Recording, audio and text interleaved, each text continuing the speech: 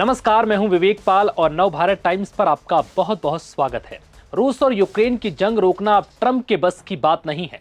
यह हम इसलिए कह रहे हैं क्योंकि ट्रंप की मध्यस्थता के बाद रूस ने यूक्रेन पर हमले और तेज कर दिए हैं। ट्रंप की हेकड़ी और सनक ने पुतिन को इस कदर आग बबूला कर दिया कि इसका खामियाजा अब जेलेंस्की को पहले से भी ज्यादा नुकसान के साथ चुकाना पड़ रहा है। दरअसल जेलेंस्की इस वक्त ट्रंप के पास ही हैं और उनकी कोशिश है कि पुतिन को दबाव या किसी भी तरीके से इस हमले से रोका जा सके। ट्रंप ऐसा कुछ भी करे, बस पुतिन को युद्ध करने से रोक दे। लेकिन बड़ी बात यह है कि ट्रंप जब भी रूस के खिलाफ कोई एक्शन लेते हैं तो पुतिन की सेना यूक्रेन पर अपने हमले और तेज कर देती है, जिससे खुद ट्रंप भी अब माथा पीट रहे हैं। रूस के हमले का असर कुछ यूं है कि इस वक्त यूक्रेन की राष्ट्रीय ऊर्जा एजेंसी उक्रेनेगो ने बताया कि कम से कम 8 क्षेत्रों में बिजली गुल हो चुकी है। वहीं देश की सबसे बड़ी निजी ऊर्जा कंपनी डी टेक ने कहा है कि राजधानी कीव समेत कई इलाकों में आपूर्ति बाधित हो चुकी है। कंपनी को मध्य पोल्टावा क्षेत्र में प्राकृतिक गैस निकालने का काम भी रोकना पड़ा है, क्योंकि वहां भी रूसी हमले शुरू हो चुके हैं। राष्ट्रपति जेलेंस्की के मुताबिक रूस ने एक ही रात में 300 से ज्यादा ड्रोन और 37 मिसाइलें दागी हैं। उनका आरोप है कि मॉस्को ने क्लस्टर बमों का इस्तेमाल किया और एक ही लक्ष्य पर बार बार हमले किए गए ताकि राहत और मरम्मत दलों को निशाना बनाया जा सके।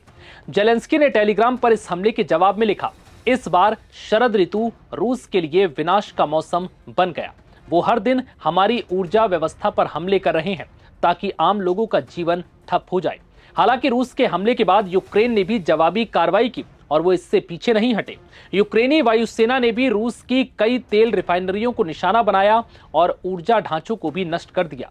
यूक्रेन की सेना ने बताया कि उसने रूस के सारातोव क्षेत्र में स्थित तेल रिफाइनरी पर 2 महीनों में दूसरी बार हमला किया है।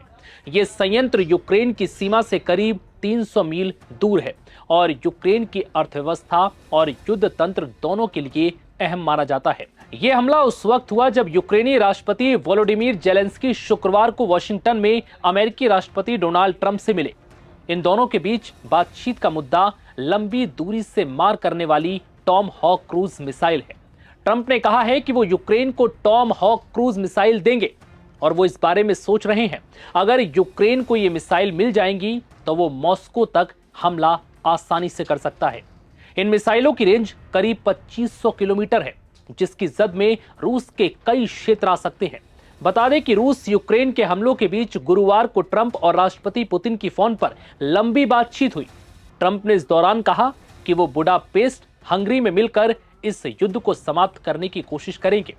हालांकि किस तारीख को पुतिन और ट्रंप की मुलाकात होगी, ये अब तक तय नहीं किया गया। फिलहाल इस वीडियो में इतना ही। इजाजत दीजिए। नमस्कार।